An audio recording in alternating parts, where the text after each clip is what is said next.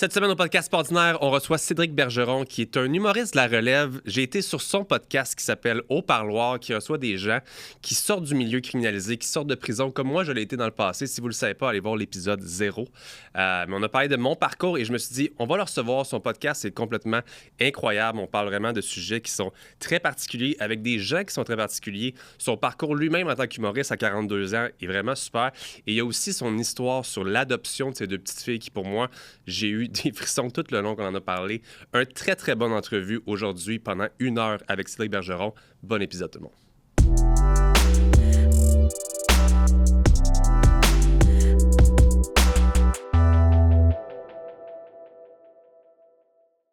L'épisode d'aujourd'hui est une présentation de Liquidation 125+, qui est un énorme site web de vente au détail. Liquidation 125 rachète les surplus d'inventaire des plus grands détaillants au Québec et vous revendent le tout au meilleur prix. Dernièrement, je devais acheter des cadeaux pour mes enfants en ligne, puis des fois, c'est difficile. On cherche les meilleurs prix, on navigue, on ne sait pas si on se fait avoir, on ne sait pas si c'est réellement un rabais. Donc, quand je vais sur liquidation125plus.com, j'ai toujours l'assurance d'avoir le meilleur prix. Et même quand je fais la comparaison avec d'autres grands sites web, c'est vrai, Liquidation 125plus bat toujours les prix. Rendez-vous directement au www.liquidation125plus.com ou dans leur magasin entrepôt au 6759 boulevard Pont-Brillant à Rodden. Merci à Liquidation 125plus de sponsoriser l'épisode d'aujourd'hui. Et maintenant, bon épisode tout le monde. Cédric Bergeron au podcast Ordinaire. Comment ça va, mon chum? Ça va, toi? Ça va? Nous, on s'est vu la semaine passée. Ouais, même pas. Ça fait même pas une semaine. Même pas une semaine? À ton podcast qui s'appelle Au Parloir. Effectivement. Aujourd'hui, on parle de plusieurs choses ensemble. Pour moi, le podcast Ordinaire, je reçois des invités qui sortent de l'ordinaire. Est-ce que tu dirais que tu es un gars qui sort de l'ordinaire en général? Ben, je pense que oui. Ouais? Ouais. J'ai déjà plus sorti de l'ordinaire qu'aujourd'hui. On va en jaser Je suis rendu un vieil homme. Justement, si on parle de ton podcast, Le Parloir, Ouais. tu reçois des gens du milieu criminalisé qui ont fait... OK, revoyons le terme. Des gens qui sortent de prison et qui sont réhabilités. Oui et non. Vas-y avec toi. Comment tu l'expliques? Je reçois, parce que, tu sais, à date, 80% du podcast, ça a été ça. Mais je te dirais que je reçois des gens qui ont été touchés de près ou de loin par le milieu carcéral. Okay. Pour te donner un exemple, oui, j'ai reçu, dont toi, qui est la raison pour laquelle tu es venu au podcast, mais tu sais, j'ai reçu une fille qui a fait 2 jours parce que son chum a été arrêté. Okay. Il y a eu, dans le fond, il y a eu un mandat pour fouiller l'appart. Le bail est à son nom à elle. Fait qu'elle a été arrêtée vu ce qu'ils ont trouvé dans l'appartement. Mais c'était pas ça l'histoire. C'est pas pour ça, parce qu'elle est restée avec son chum pendant qu'il a fait son temps. Okay. Puis les visites conjugales, puis tout ça. Fait que tu comprends? Fait que c'est pas que des criminels. Ouais. J'ai reçu une fille qui travaille en milieu d'itinérance à Laval. Quelqu'un qui a eu des gros troubles de consommation. La jeunesse en DPJ. Puis qui s'est retrouvé à mener 5 jours en prison, qui n'a rien à voir avec tout ça. C'était un punk qui a pété un windshield de char un soir un peu chaud. Fait que, mais oui, j'ai reçu, à date, 3 personnes qui ont eu des sentences pour meurtre, entre autres, okay. Qui viennent. Mais pour moi, c'est important d'avoir des gens, justement, qui s'en sont sortis, qui ont changé de vie, qui ont appris. La réhabilitation, le gros point de mon podcast, c'est de démontrer la réinsertion, la réhabilitation, qu'un geste n'est pas une personne. C'est ton concept. C'est pas de recevoir des gens qui vont venir, on va dire, frimer qu'est-ce qu'ils ont fait ou whatever. Au contraire, c'est des gens qui sont sortis comme moi, je peux venir du fait que je partage mon histoire ouvertement. Exactement. De mon passé. Puis tout ça, dans le fond, ce concept-là, comment ça a commencé? Comment t'es venu avec l'idée de partir un podcast des prisonniers? À base, je suis humoriste à la base, là, puis j'avais, comme tout humoriste qui se respecte, l'idée de faire un podcast pour... C'est les réseaux sociaux qui fait que les gigs, plus t'es connu, plus t'as de shows, puis de booking, puis des choses comme ça. Mais encore là, je voulais pas être un humoriste qui reçoit des humoristes parce qu'il y en a qui le font puis qui le font très bien, puis je trouve qu'il y en a déjà assez. Dans le fond, j'ai acheté un duplex en début de COVID. Puis il y a un de mes locataires qui s'est retrouvé à être le premier invité du podcast, dans le fond. C'est que petit monsieur 80, il fait pas de virement, paye le loyer cash. Fait que tous les mois, je vais le voir. Puis j'ose un peu, puis rapidement, il me raconte son histoire. Il a commis un meurtre, il a été sentencé, sentence vie, libération conditionnelle, mais il est en liberté conditionnelle jusqu'à la fin de ses jours, jusqu'à son décès. T'sais.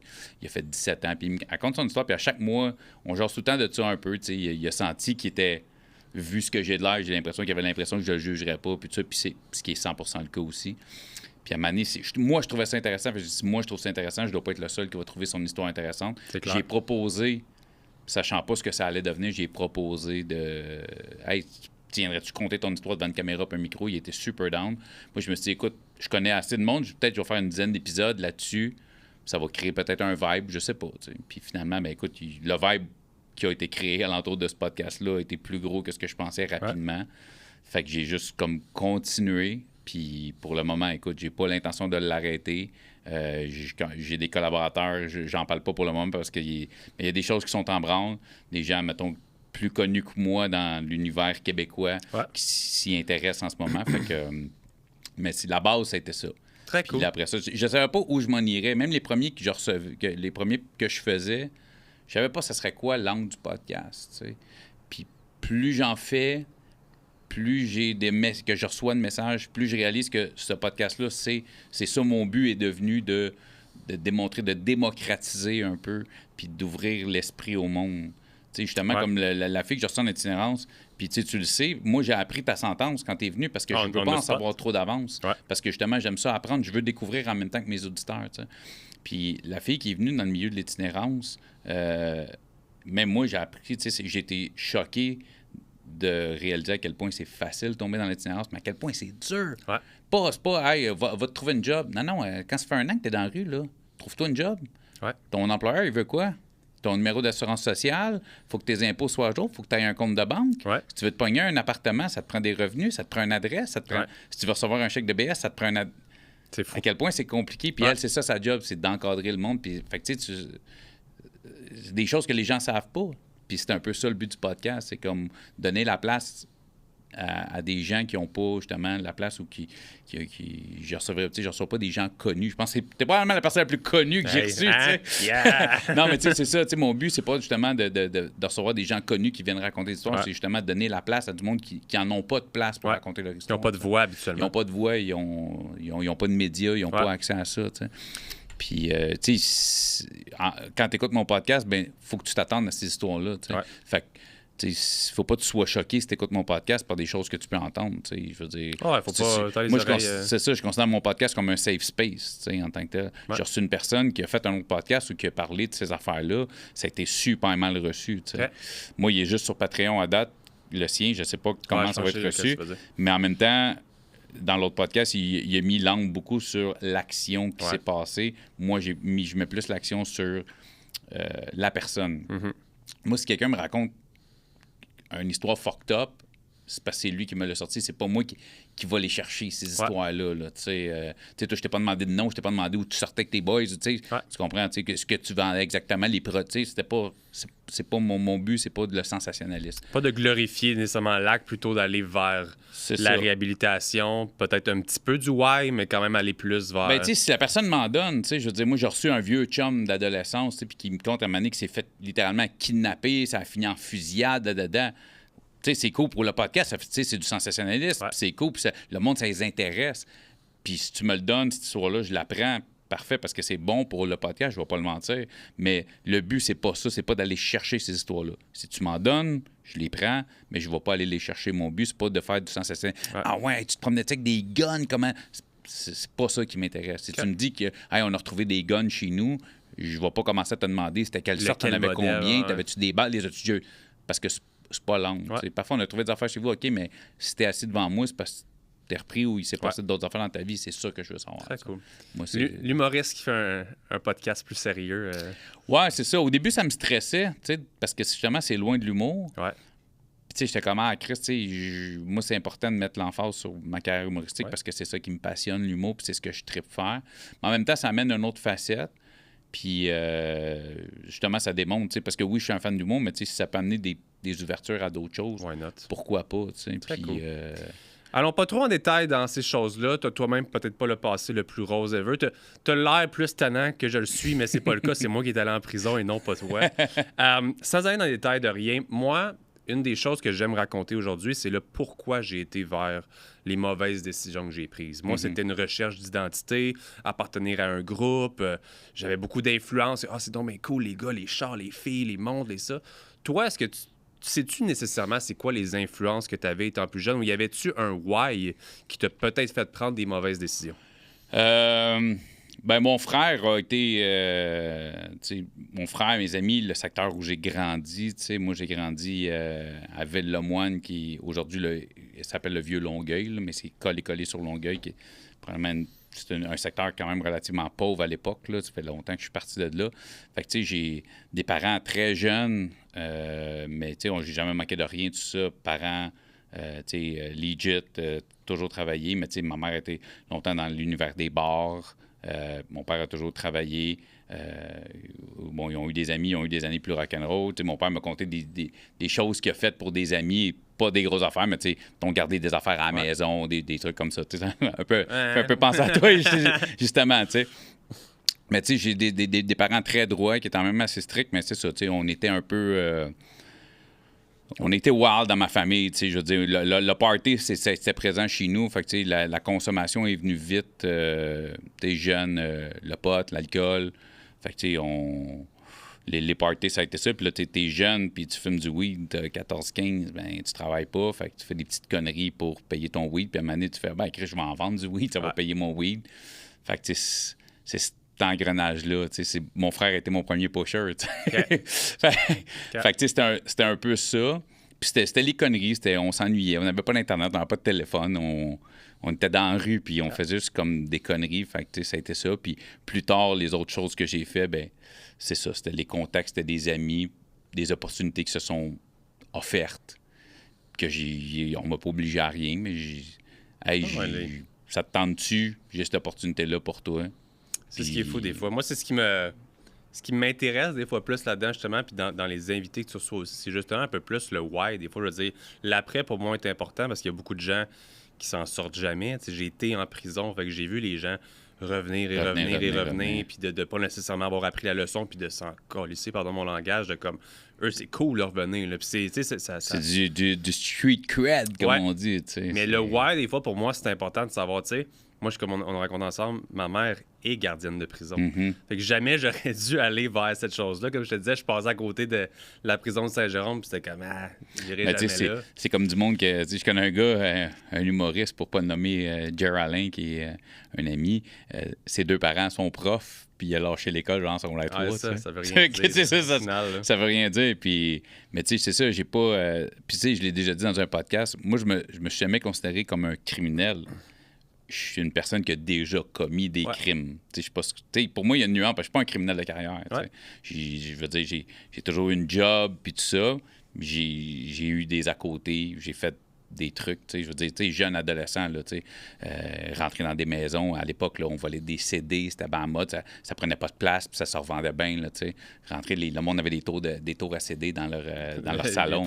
Fait que, un sac, clac, tu ramasses des CD, tu vas vendre ça au pawn shop. Tu sais, faire 300-400$ en une journée. Fait que, c'est des petites conneries de même, mais pour nous autres, c'était pas des crimes qu'on commettait, là, c'est comme... Ben, tu le sais pas tant que tu te fais pas arrêter. Puis après ça, c'était à l'âge qu'on avait le 300-400$. Une fois qu'on avait mangé au resto, qu'on avait acheté du weed puis de l'alcool, c'était pas le but, c'était pas de gagner nos vies. Comme je te dis, après ça, il y a eu certaines opportunités qui se sont offertes à moi, que j'ai décidé d'embarquer, puis j'ai décidé d'arrêter au bon moment. Tant mieux, parce que c'est souvent ça, moi, ça... Tu sais pas nécessairement... Pas que tu sais pas. T'as conscience que ce que tu fais, c'est pas bien, mais tu le vois pas comme un crime tant que tu te fais, dans mon cas, attraper, que c'est comme...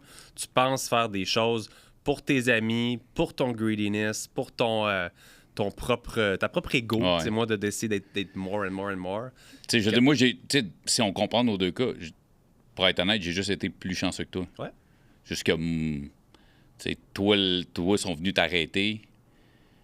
Moi, quand ils sont venus, c'était trop tard. J'étais plus là. Je veux dire, ça a juste à donner que, fait qu'à chaque fois, si mes chums se sont fait arrêter, si, mettons, on était 10, on faisait un coup, il y en a 8 qui se faisaient arrêter. J'étais jamais dans ces 8-là. J'ai été chanceux. On faisait des maisons, puis la journée qu'ils se sont fait pogner dans une maison, ça a donné que cette fois-là, j'étais pas là. Fait que, j'ai juste été chanceux, vraiment, là, L'épisode d'aujourd'hui est une présentation de Mindblow Energy, qui est une super compagnie québécoise de boissons énergisantes à base de nootropics, qui sont des ingrédients pour augmenter vos facultés cognitives. Donc, on parle de concentration, énergie, focus, bonne humeur, motivation. Une belle compagnie québécoise à découvrir. Et si vous voulez vous en procurer, rendez-vous au www.mindblowenergy.com avec le code pas ordinaire pour 10% de rabais.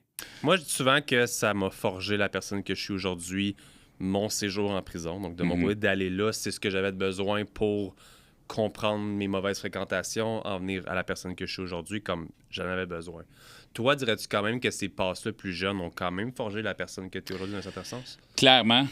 Si j'avais pas, tu sais, moi, je regrette. Ben, je ne veux pas dire que je regrette pas ce que j'ai fait parce qu'il y a certaines choses que je regrette, peut-être pour avoir, tu sais, peut-être à cause de douleur, si vous voulez, pas dans les détails, mais de douleur physique, mettons. Là, d'avoir, mettons, fait mal à du monde, des choses comme ça. Tu sais, oui, mais, tu sais, moi, je regrette pas ce que j'ai fait, j'assume ce que j'ai fait.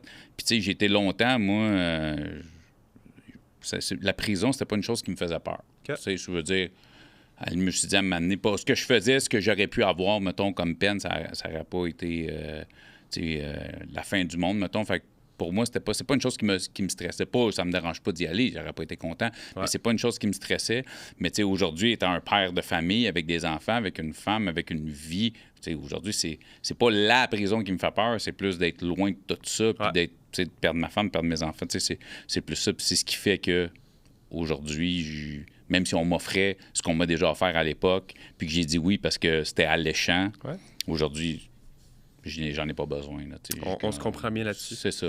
Je vais me crack une canette. Toi, je sais que t'es pas capable. On va t'avoir qui jase encore plus. C'est ironique parce que j'ai pris des choses qui font pomper à patate pas mal plus qu'une canette. Puis à l'époque, ça me faisait rien, mais aujourd'hui... c'est un autre monde. Non, c'est ça. Je bois ça puis je fais le pot. Si on parle justement un peu... Je pense à tes familles d'accueil, ça se peut-tu?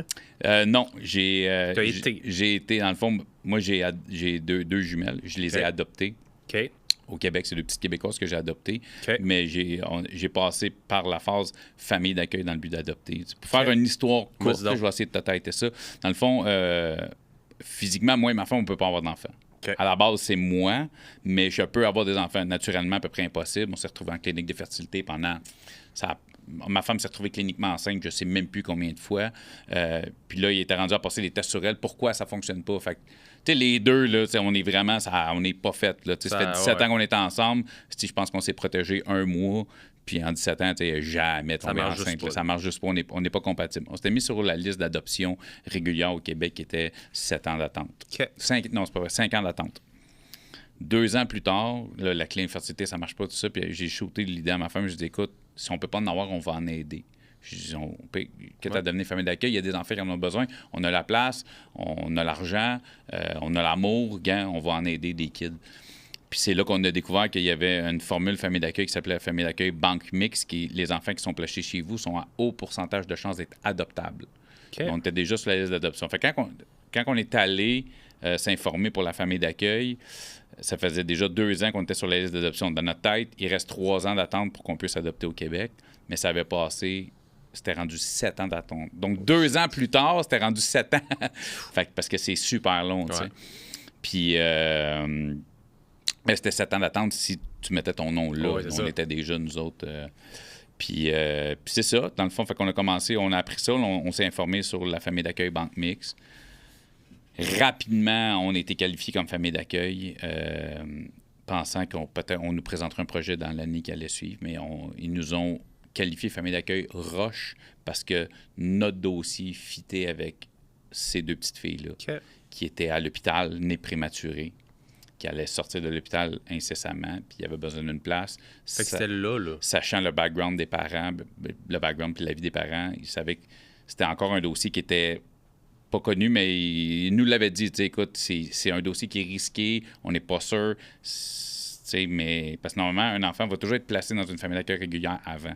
Mais là, eux autres, vu qu'ils partaient de l'hôpital, ils étaient prématurés, tout ça, ils voulaient essayer de mettre ça le plus stable possible, fait qu'ils nous l'ont demandé si on était down, embarqué, même s'il n'y avait rien de concret, puis on a juste sauté à 2 pieds joints. Fait que vous avez adopté 2 bébés naissants. Ils nous ont appelé le jeudi, est-ce qu'on peut venir vous rencontrer vendredi? On a dit oui. Fait que le lendemain, ils sont venus.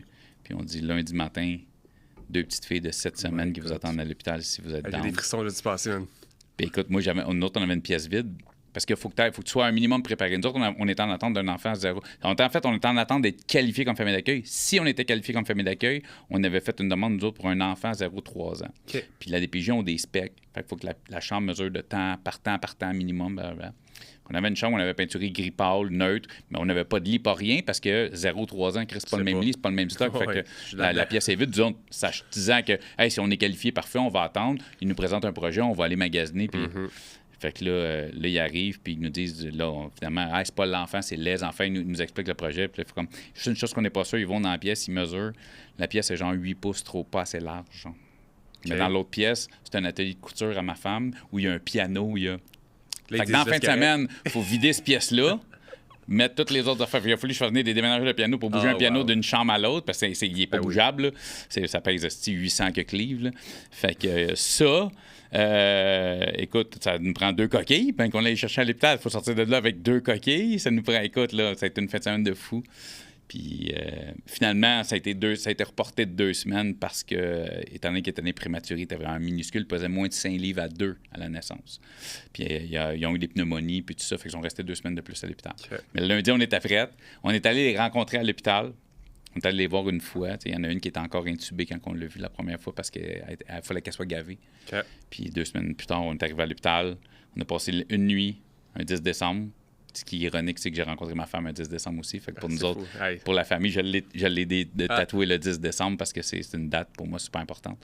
Puis on est reparti de là. Famille d'accueil pendant 4 ans et demi, pratiquement. Juste avant le début de leur école, on a eu l'adoption finale, bâton. Parce que habituellement, comment que ça fonctionne dans un processus comme ça? C'est comme si tu deviens famille d'accueil, mais on était littéralement famille d'accueil. Fait qu'il n'était pas adopté encore. Il n'était pas adopté. Après 1 an et demi, je pense qu'il y avait après 1 an et demi, proche de 2 ans, on a eu un placement majorité. Okay. Ça veut dire que légalement parlant, il était placé chez nous jusqu'à l'âge de 18 ans. La DPJ, ces enfants-là sont placés dans cette maison-là jusqu'à l'âge de 18 ans. Okay. Fait que les parents biologiques avaient signé ça, ils étaient en accord avec ce fait-là. Puis c'est ça, avec le temps, bien, à Mané, parce que c'est long, un processus d'adoption. À moins que l'enfant soit adoptable direct, les parents aient signé quand.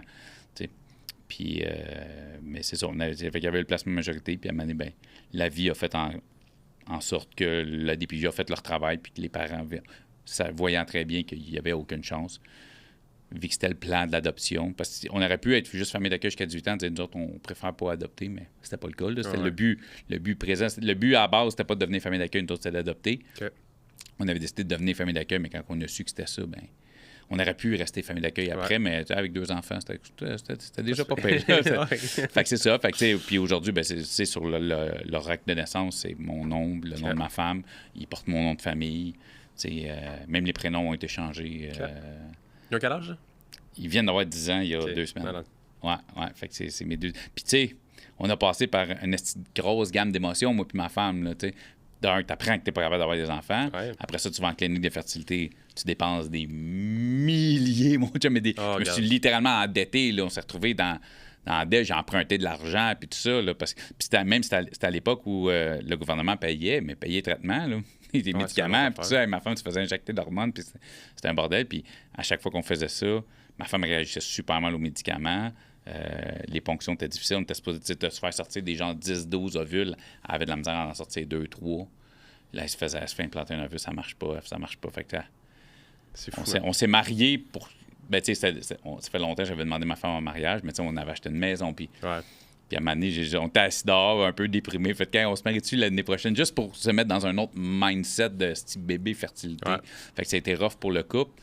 Puis honnêtement, avec les 2 petites poulettes que j'ai chez nous aujourd'hui, man, je repasserai à travers ça 25 fois pour me retrouver avec ces 2 petites cocottes-là qui dorment chez nous à tous les jours. Je suis vraiment content pour toi, man. Honnêtement, c'est vraiment cool. Puis tu sais, c'était tellement juste un petit apostrophe dans tout ce qu'on va faire, mais...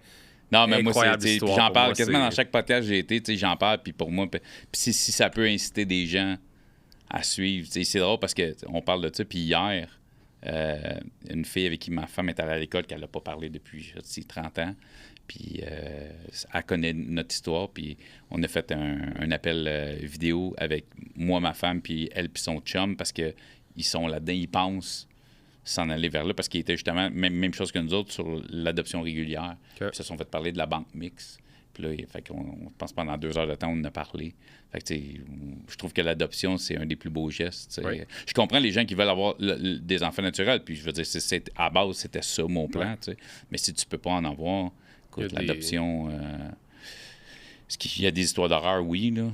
J'ai été chanceux, je touche du bois.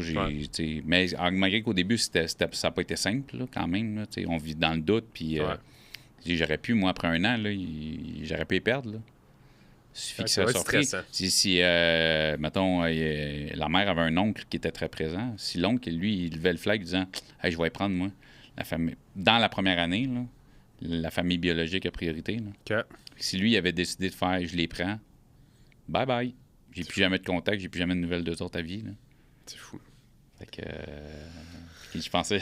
juste penser à ça, ça fait comme... Ah, regarde, je te dis, j'ai des frissons depuis tantôt. Nous, on a eu des enfants tellement facilement. Puis on a des couples d'amis, on en connaît beaucoup qui ont plus de difficultés, c'est plus long, il y en a qui ça fait excessivement de temps. Puis je veux dire, je compatis, je suis empathique là-dedans parce que c'est cool pour nous de l'avoir eu aussi facile. Mais je peux pas comprendre. Mais je veux comprendre la réalité d'autres personnes qui s'aiment, qui savent qu'ils sont dans la bonne relation. Mais Chris, ça marche pas. Puis, tu sais, il y a du monde qui... C'est rare parce que j'ai un bit humoristique sur l'adoption de mes filles, qui est un gros step de ma vie. Fait que c'est sûr qu'il fallait que j'en parle sur scène, tu sais. Puis, j'ai une joke, mais la prémisse est vraie. Tu sais, j'ai un de mes chums qui m'a regardé à un moment donné, puis il dit « Tu penses-tu que tu as le même attachement pour tes filles que moi j'ai pour la mienne? » Qui est vraiment ma fille, qui est ma fille biologique, tu sais. Puis ça... C'est une bonne question. C'est une question que je me suis jamais posée. Parce que pour moi, écoute, je sais pas c'est quoi avoir des enfants biologiques. Je sais pas c'est quoi. Mais je pense pas que je pourrais aimer plus un enfant biologique que j'aime mes filles. Tu le sais, comment t'appelles ça? Je pense pas que ça existe plus aimer. Tu comprends? Tu regardes tes enfants puis tu dis j'aime ma femme. Mais c'est pas pareil. Mais t'aimes plus tes enfants. C'est pas pareil. Tu comprends? Puis c'est exactement pareil. Moi, je veux dire, si un de mes enfants est là, puis maison brûle, puis il faut que je sauve mes parents, il faut que je sauve ma femme, il faut que je sauve la planète au complet, c'est ma fille qui passe en premier, là. Quitte à ce que je pousse les autres dans le feu pour la tête, tu comprends? Oui, c'est plate à dire de même, mais je sais ça pourrait ce que tu veux dire. C'est ça. Fait que, puis je pense pas que si j'avais un enfant biologique, ça serait plus fort que ça, parce que moi, je vois pas la différence. Honnêtement, mais comme je te dis, je la connais pas la différence, mais je pense pas. Je pense pas que je serais plus ou que je serais moins. Ou... Dans ça. Allons un peu plus vers le côté humoristique. Yeah, man. Qu'est-ce qui t'a fait commencer, premièrement, dans le milieu? Je veux dire, t'as quel âge en ce moment? 42. Puis t'as commencé à? 37. Fait que, tu sais, c'est quand même assez avancé en âge, sorry de te le dire. Au niveau... J'ai des miroirs chez nous, mais t'es pas avancé en âge. C'est avancé en âge de démarrer au niveau de l'humour. Ouais. Qu'est-ce qui s'est passé dans ta vie pour que tu ailles vers cette direction-là? Puis comme, c'est quoi les étapes pour commencer à être humoriste? À l'âge de 12 ans, finissant de 6e année, j'ai doublé ma 5e année, fait que c'est pour ça que j'avais 12. Puis ça, je le sais parce que c'est quelqu'un qui me l'a envoyé dernièrement. Quelqu'un avec qui j'étais en 6e année. J'avais aucun souvenir de ça. Okay. Un petit feuillet finissant de genre de 6e année, là, un genre de book. Qu'est-ce que tu veux devenir avec notre petite photo avec le chapeau de finissant puis tout ça. Je m'appelle Cédric Bergeron. Plus tard, je vais être humoriste. À 12 ans. Je l'ai toujours dit. Hey, depuis, quand j'étais petit cul, je voulais faire ça. Puis là, j'en ai une preuve, papier. Parce que je l'ai toujours dit au monde. Ben oui, il a toujours voulu être humoriste, fait qu'il fait de l'humour. Non. C'est vrai, j'ai la preuve. La vie a fait que... Moi, je suis pas une personne scolaire. Fait que j'ai lâché l'école jeune. J'étais pas bon à l'école. Je voyais pas comment je pourrais... C'était quoi? C'est pas comme aujourd'hui. Je veux dire, moi, il n'y avait pas Internet. Aujourd'hui, tu vois Internet, t'as le bordel, t'as les gang shows, t'as des open mic. Moi, j'étais à Longueuil, là, j'ai 16. Pour moi, c'est impossible de faire ça. L'école de l'humour, puis quelqu'un qui a eu l'école, j'étais pas question que j'allais m'inscrire à l'école de l'humour à 12 à l'époque, mettons que j'aurais pu le faire.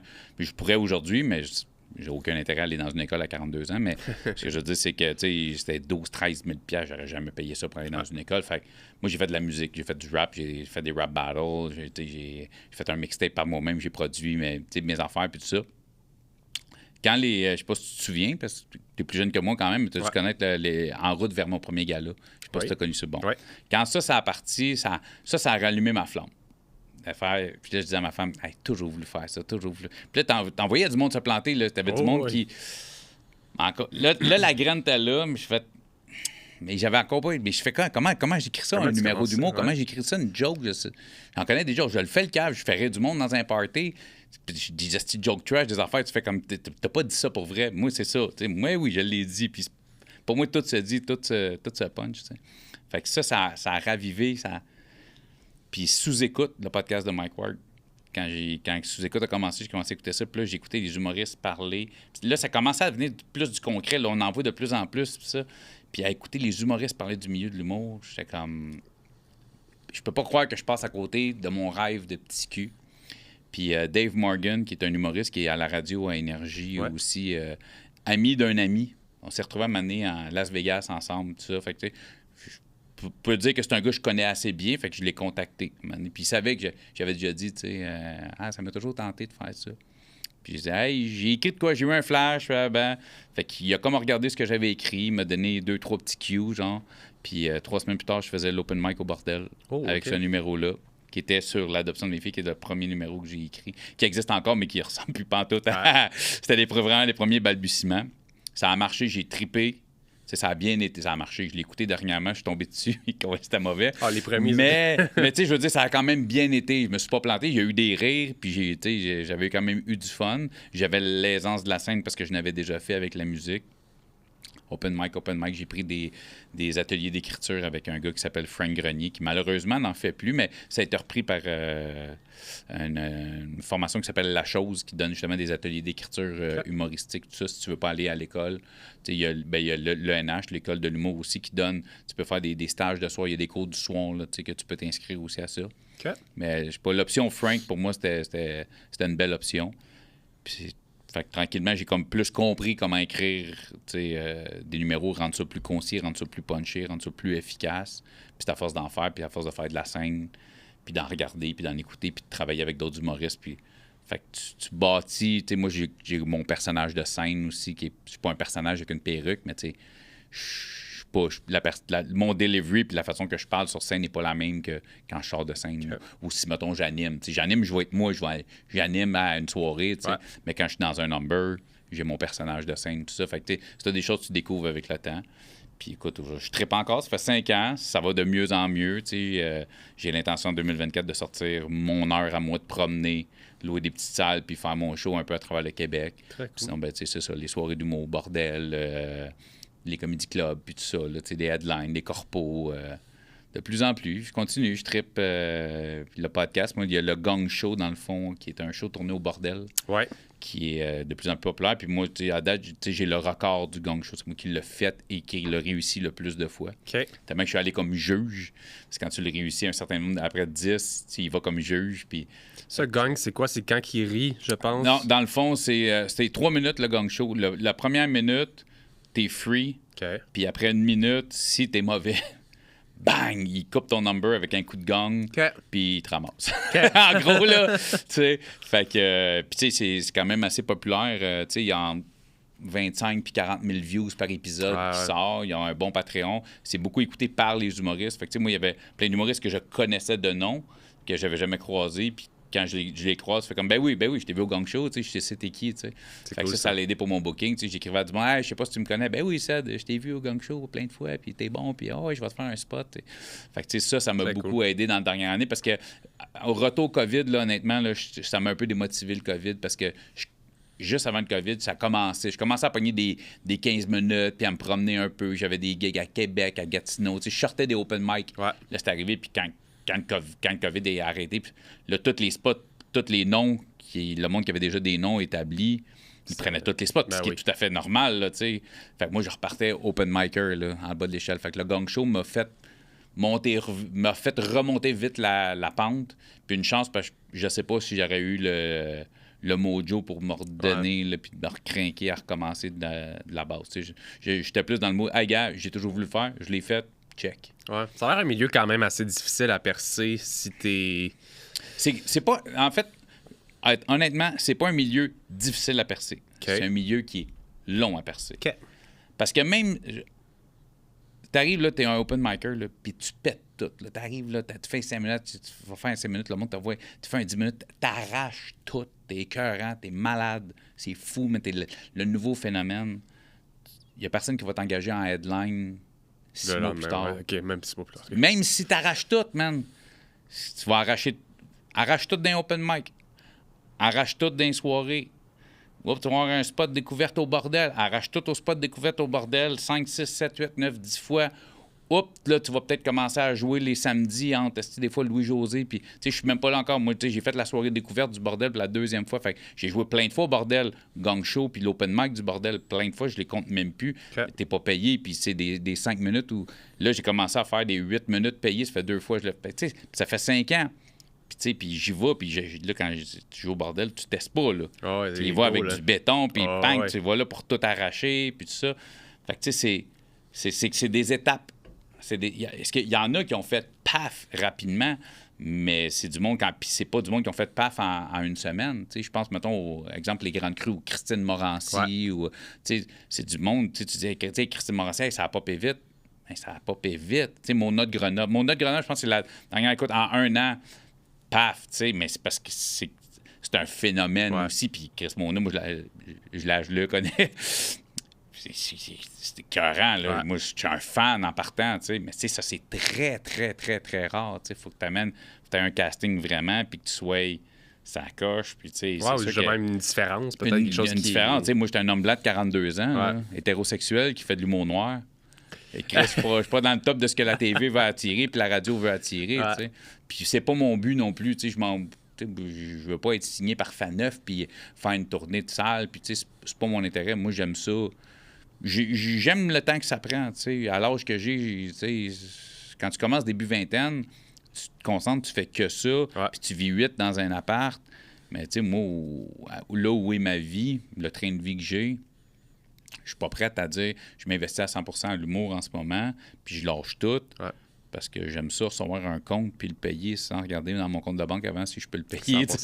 Fait que, tu sais, je ne vais pas dire le chiffre, mais tu sais, moi, je calcule combien je fais en humour par année. Je te confirme que je garde ma job encore un bout, là, Si on parle justement, je veux dire, on en voit de plus en plus sur TikTok des gens qui font des open mic, on en voit beaucoup aux États-Unis qui font différentes choses. Puis souvent, il arrive des espèces de... Je sais pas, il y a quelqu'un qui pète une latte, il y a quelqu'un qui crie quelque chose. T'as-tu, surtout quand toi qui fais de l'humour noir, as-tu une petite anecdote crunchy ou de quoi d'une soirée qui serait arrivée, genre que tu peux nous conter? Ce qu'on appelle des hecklers dans le milieu, là, tu sais, qui m'ont... Honnêtement, moi, j'ai une chance que, vu mon casting, je sais pas, on dirait que des fois, le monde... J'envoie des faces fâchées, là. Parce que des fois, moi, je vois loin, je fais des jokes. Je fais pas que de l'humour trash, que de l'humour noir, là, tu sais. J'ai des numéros absurdes. C'est varié. Tu sais, quand je suis là, puis je commence, puis je fais des jokes trash, puis je vois que ça marche pas, tu sais, je vais switcher, je vais aller faire... Je vais faire ce numéro, faire mon numéro de tortue, qui est un numéro absurde, où il n'y a pas de joke trash, il n'y a pas de joke de pédophile, puis il n'y a pas, tu sais... Fait que je sais que ça va marcher. Fait que, tu sais, je suis capable de m'adapter, mais j'aime vraiment l'humour noir, l'humour trash, tu sais. Fait que je vois souvent du monde fâché, mais c'est assez rare qu'on m'a... Tu sais, le monde, en général, avec qui j'ai eu des interactions... C'est plus du monde qui était juste comme content. Puis, je me souviens, à un moment donné, j'ai fait un show, puis la fille, elle a parlé tout le long là, avec tout le monde. Puis, elle fait juste comme « Ah, c'est drôle, la tabarnak, ça! » Ah, il rit, mais femme ta gueule, tu sais, en même temps. Fait que, je suis monté, puis j'avais même pas dit une joke. Là, « Hey, salut, ça! » J'ai juste regardé. Non. Tu commences pas ça, puis elle a continué. Puis, à un moment donné, j'ai juste arrêté, puis là, j'ai fait « Ah ouais, là, vas-y, sors, puis là, ben, tu sais, je les ramasse, mais je les ramasse pas physiquement, là, tu sais. Fait que là, faut que tu t'assumes. Moi, je vais te rentrer dedans solide. Mais j'ai pas... avec le casting que j'ai, on dirait que le monde... Je clash tellement avec les autres humoristes. À un moment donné, je me souviens, des fois, je joue là, dans des places, des bars, puis là, il y a du monde aux machines. Là, t'entends les machines, cling, cling, puis ça jase un peu. Le monde sont dissipés un peu, tu sais. Puis souvent, j'arrive, puis à un moment donné, j'avais vu, là, toutes les machines étaient utilisées. Il n'y a plus de machine qui a marché pendant mon show. Le monde a juste arrêté. Tout le monde écoutait, ça parlait plus, puis ça m'écoutait, puis il y avait des rires. Puis... C'est cool, ça. Parce que moi, ils font Chris, what the fuck, là. Parce que toi, t'es quand même imposant. T'arrives là, t'es massif, t'es grand. Ben, puis le look. Je clash, là. Souvent, le monde, ils ont plus le style woke un peu, là, les jeunes humoristes. Puis ça, je fais beaucoup de shows, moi, avec du monde qui sont en vingtaine, puis avec des sujets plus, justement, dans de gauche, puis des affaires la même. Puis, c'est du monde, OK, moi, je m'entends super bien, mais t'arrives, tu fais comme tabarnak, tu clashes littéralement avec tout le monde. Je connais pas d'humoristes beaucoup qui me ressemblent physiquement. Je parle pas de la carrure, mais je parle juste au niveau du look, le style de tatou que j'ai, quand même, chez l'âge que j'ai aussi. Le monde fait comme, ouais, c'est une des premières choses que je dis souvent quand je monte sur scène. Je sais ce que tu dis quand tu me regardes. J'ai pas de l'air d'un humoriste. C'est une des premières choses souvent que je vais dire. Fait que, mais c'est souvent après sais, un gars un peu chaud qui t'accroche par le cou. Je t'appelle des shots, man. On va faire de la poudre dans les toilettes. Je bois à peu près jamais, puis je fais pas de poudre. Fuck out. Fait que, tu sais, mais ça fait partie de la game. Tu fais, ah non, mon chum, tu sais. Mais je suis tout le temps cool avec le monde. Mais tu sais, c'est sûr que si le gars, il est OK, là, t'as va. Tu sais, maintenant, il va faire OK, là, moi, j'ai pas une carrière télévisuelle, tu sais. Fait que moi, il faut que je te dise à un moment donné, hey, là, tu me gosses. J'apprécie que t'aimes ce que je fais. Là, t'es chaud, t'es désagréable. Décroche. T'as donné avec son lot de ça. Mais tu sais, j'ai pas. Non, je l'ai pas vécu. Puis honnêtement, c'est une des affaires qui me faisait le plus peur au début. OK. Parce que on entend parler souvent, tu sais, les hecklers, puis là, tu sais, il y a un gars qui comptait, même si ça avait été filmé, il roastait un gars qui parlait, puis le gars, il est monté sur la scène. Qu'est-ce que tu vas faire, blablabla. Moi, j'étais, hey, tu sais, ça m'arrive. Moi, je me connais. Puis la manière où quelqu'un qui parle puis qui gosse, ça fait 2 fois, je dis de faire ma règle. J'étais comme, man, je vais te lancer mon micro. Tu sais, j'avais peur. Non, mais j'avais peur moi-même. Tu sais, des fois, je peux avoir la mèche courte, là, tu sais. J'étais comme, mais finalement, avec le temps, je l'ai pas vécu dans les débuts, puis je l'aurais sûrement mal géré. Mais avec le temps, tu développes tes propres armes de bing, bang. Hey, c'est moi qui ai le micro, là. Tu gagneras pas. Au parler, tu gagneras pas. J'ai le micro. M'a te faire ma gueule, là, tu sais. Puis le monde, en plus, vont rire, puis ils vont se foutre de ta gueule, tu sais.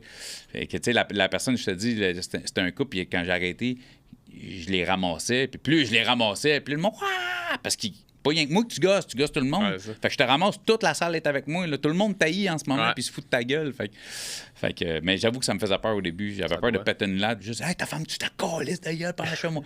Tu mets une petite frette, puis qui va rire après avoir réagi de même. Ça va ça. Fait que je suis comme considéré chanceux, mais c'est ça. Aujourd'hui, j'ai les outils, puis l'expérience qui est venue avec ça que je peux gérer ça. Puis si ça va m'amener trop loin, je dois l'arrêter le show, puis hey, gars, juste. Reste ton camp.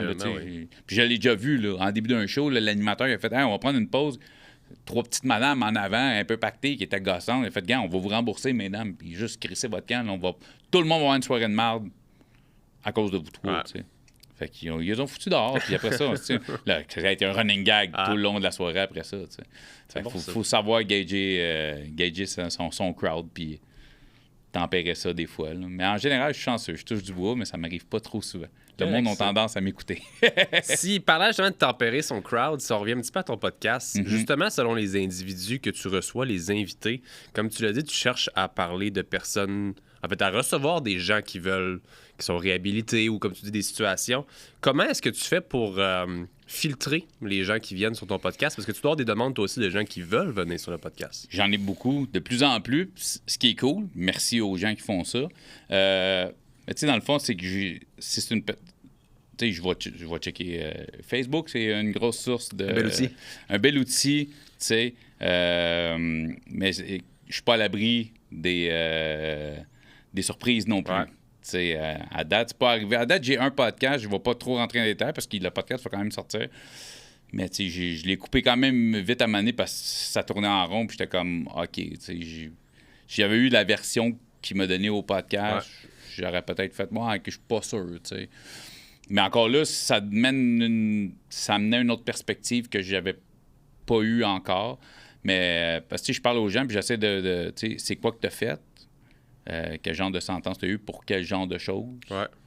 Mais tu sais, si la personne ne me dit pas tout, puis rendu au podcast, elle me sort des affaires, tu sais. C'est comme, moi, j'ai été arrêté pour de la drogue, mais j'ai été aussi accusé de viol puis de pédophilie. Ouais, là, c'est une autre affaire. Hey, c'est bol, le podcast, il coupe là, puis tu t'en vas, puis je le sortirai jamais de toute façon, puis je vais respirer fort jusqu'à temps que tu sois parti, tu sais. Mais je sais que tu m'avais parlé même des gens, des fois, qui voulaient venir, qui voulaient pas promouvoir ce qu'ils font, mais... T'es clairement fier de ce qu'ils font. Ouais, tu sais, j'ai quelqu'un, hey, tu devrais... venez au podcast, je pourrais me montrer des guns, comment c'est facile d'avoir un gun à Montréal, puis me faire livrer 1 kilo de poudre. J'étais comme, ouais, mais c'est pas ça le but du podcast, tu sais. Il faut que tu reçoives des vrais tannants. Ouais, mais, tu sais, parce qu'il parlait de mon chum que j'avais reçu, tu sais, ça c'est un real, pis ça. Ouais, mais je suis pas là pour faire la glorification du crime, puis de la violence, puis tout ça, tu sais. Mon but, c'est de démontrer justement que, tu sais, ce gars-là que j'ai reçu, qui est un de mes vieux chums, tu sais, honnêtement, la raison pour laquelle il n'est plus là-dedans, c'est pas parce qu'il y a des remords, c'est pas parce qu'il voulait plus retourner en prison, c'est parce qu'il l'a promis à sa mère. Puis aujourd'hui, là, il s'est placé, puis, mais tu sais, il y en a eu de la sentence, puis il n'a pas appris de ses erreurs, puis il aurait continué à m'amener, il pense à sa 7e sentence. Il a dit à sa mère, sa mère il a dit, j'aimerais ça soit dernière. Là. Fait qu'il est parti du coin où il habitait, puis il est déménagé plus loin, plus reclus. puis il mène une petite vie tranquille aujourd'hui, tu sais. Mais justement, c'est même pas la prison qui l'a fait changer, lui. Okay. C'est sa mère, tu sais. Ouais. Puis il y en a, tu sais, j'en ai eu, là, des récidivistes, là. Hey, j'en ai eu un. Au total, il a été sentencé à 24 ans total dans toutes les sentences qu'il y a eu. Il a purgé 17 ans. Puis à chaque fois, il a toujours été en liberté illégale parce que, tu sais, il était toujours en bris de condition puis il se représentait jamais puis tout ça, tu sais. Fait que lui, il continue de commettre des crimes. Il dit que je commette un crime ou que j'en commette pas. Si la police me croise puis tape mon nom, il m'arrête de toute façon. Fait que c'est sûr, je me fais arrêter puis je m'en vais en prison. Fait que tant qu'à ça, je vais juste continuer à faire ce que je fais de toute façon. Ouais. Jusqu'à m'amener où... Ouais, là, je suis écœuré, là, tu sais, fait que... même, tu sais, fait que ça me dérange pas de recevoir quelqu'un qui a récidivé, puis récidivé, puis récidivé. Mais pourquoi m'amener, t'as arrêté de récidiver? Parce qu'il s'est passé quelque chose dans ta vie. Ouais. C'est ça qui m'intéresse. Fait que moi, j'essaie toujours de mettre... Quand c'est ce genre de monde-là que je reçois, j'essaie de faire le podcast en 3 sections. T'es qui, tu viens d'où? Qu'est-ce qui a fait que t'es allé là? Comment t'as vécu une fois que tu t'es fait pogner tes sentences? Comment t'as vécu ça? Puis qu'est-ce qui fait aujourd'hui que t'es plus là? Ouais. Qu'est-ce qu'il faut aujourd'hui que tu es la personne que tu es? Fait que c'est vraiment ça. Fait que je veux vraiment mettre l'emphase, tu sais. Puis quand je dis, tu sais, puis t'as remarqué, je dis pas « Qu'est-ce que t'as fait? Pourquoi t'as fait ce que t'as fait? Ouais. » Tu peux nous dire vite les raisons pour lesquelles tu as été arrêté, sans rentrer dans les détails. Fait que, tu sais, c'est pas le crime, c'est pas... Tu sais, comme moi pas, là, j'ai un gars qui me disait qu'il faisait des coffres, mais je voulais pas savoir sa méthode de comment il passait des coffres. C'est pas ça le but, tu sais. Ouais. OK, tu pétais des coffres. Tu pétais des coffres. OK, parfait. C'est fini. Tu été arrêté cette fois-là, tu été arrêté pour ça. Une autre fois, tu été arrêté pour une autre affaire. Et à un moment donné, il a été accusé de... C'est son plus gros regret qu'il me disait, c'était entrée-fraction, mais séquestration, puis tout ça, tu sais. Puis ça, il en était pas fier, mais tu sais, il n'est pas rentré dans les détails, genre, moi, ils attaché de telle façon. Puis s'il avait commencé à rentrer là-dedans, je l'aurais arrêté quand on n'a pas besoin des détails. Ah ouais. Parce que c'est pas le but du podcast. Très cool. En finissant, Sen, de tous les gens que tu as rencontrés jusqu'ici, je veux pas des gens qui ont commis des crimes. Même moi, j'ai été un criminel dans le passé.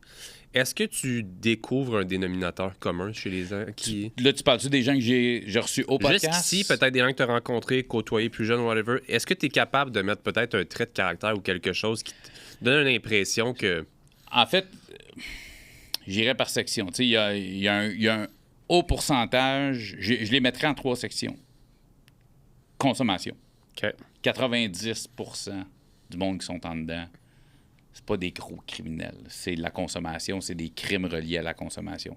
Des vols, des affaires en main, de la récidive, des mauvaises décisions face à ça. Il y en a une grosse portion qui est la consommation, c'est un gros dénominateur commun.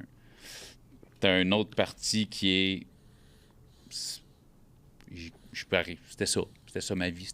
Okay. J'ai grandi là-dedans. Circonstances... C'est ça. Okay. Ça a fait que j'avais pas d'autre issue. J'ai grandi là-dedans. Okay. Il y en a un que j'ai reçu, puis c'est qui me dit la première fois que j'ai mon premier vol par réfraction, j'étais avec mon père et mon oncle. Okay. T'as pas vraiment le choix de le faire. Puis il y en a d'autres, c'est le choix. I wanna be a gangster. Je veux être un criminel, je veux être un tannant. C'est ça que j'ai choisi de faire. J'ai reçu une fille, puis c'est drôle parce que je te disais, la fille que j'ai reçue du milieu d'itinérance, j'avais reçu sa sœur, qui était la première fille que je recevais incarcérée. Okay. C'est 2 sœurs, là, tu sais. Fait que, puis elle commence en disant, moi, je viens d'une famille normale, un peu comme toi, tu sais. Je viens d'une famille normale, quasiment clôture blanche, petit chien, tout le monde heureux, parents pas séparés, tout ça. Mais c'est un choix qu'elle a fait. Moi, je vais faire ça.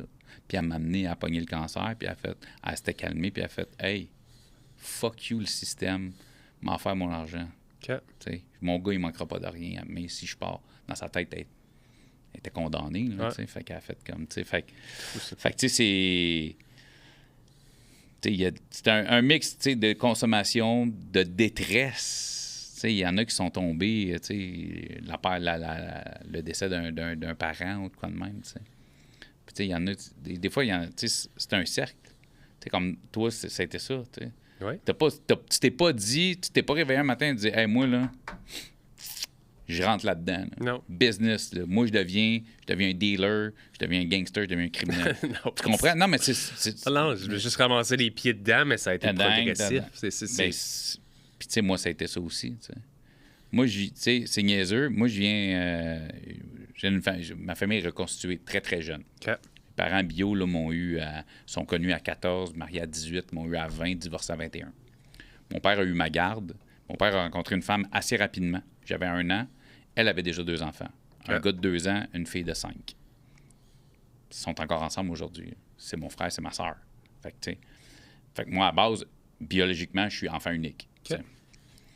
Puis, je suis le moins payé des trois dans les enfants. T'sais. Moi qui ai eu le parcours le moins rock'n'roll des trois. Fait que, tu sais, est-ce que j'aurais fait certaines choses que j'ai faites si j'avais pas connu, si mon père avait pas rencontré cette femme-là, puis j'aurais pas eu ce petit gars-là qui est devenu mon grand frère, mais qui était un rebelle à côté, puis ma grande sœur qui était encore plus une rebelle, tu sais, Okay. qui retenait beaucoup de l'épouse de mon père, que j'appelle maman parce que j'avais 1 an, c'est elle qui m'a élevé. Mon père avait ma garde, fait que j'ai grandi. Fait que des fois, c'est le milieu aussi qui fait. T'sais. Puis peut-être que oui, j'aurais peut-être été pire. Je mets pas ça, je mets rien sur la faute. Mais j'ai grandi avec 2 personnes qui étaient vraiment rebelles. Ouais. Puis j'étais vraiment pas rebelle, mais j'avais ces clés-là qui m'ont été données vite. Fait que mon frère, moi, c'était facile. Là. À 17 ans, il est parti chez nous, puis il vendait. Fait que je me dis weed avec mes chums, fait que j'allais chez mon frère, puis tout ça, puis je voulais accès à ça. Fait que j'ai grandi dans des milieux un peu plus rock'n'roll. Est-ce que c'est ça qui a fait? Puis je regrette pas, je suis content, je regrette pas, en fait. Ouais, comme tu disais. Mais c'est ça, ça fait la personne que je suis aujourd'hui. J'ai vécu des choses qui font que il y a des choses que je comprends, il y a des choses que je suis capable d'accepter. Donc, quand je fais mon podcast, ben je comprends ce que les gens... ce que les gens me disent. Ouais. Je comprends par quoi ils sont passés. T'sais. J'ai eu des problèmes de consommation. La prison in and out, je sais c'est quoi. Je me suis fait arrêter. J'ai passé des nuits dans des postes de police aussi. Fait, c'est un univers que je connais.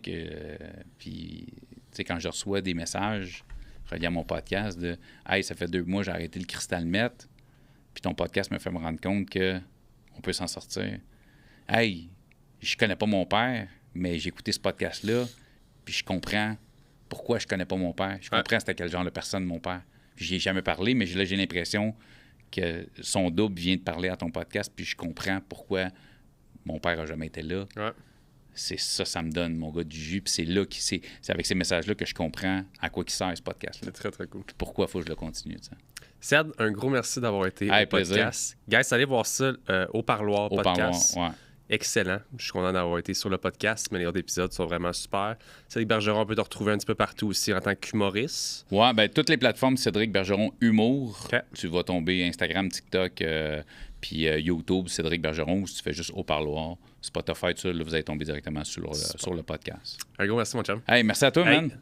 Pour les gens à la maison, j'espère que vous appréciez l'épisode d'aujourd'hui. Si vous voulez encourager le podcast, une bonne façon de le faire, c'est d'aller sur Spotify, Apple Podcasts, YouTube.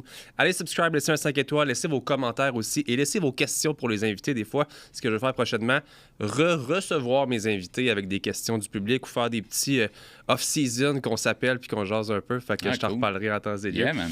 Merci à tout le monde à la maison. Je suis Samuel Bourry, votre animateur, et on se voit la semaine prochaine pour un autre épisode du podcast Pas ordinaire. Bye, guys.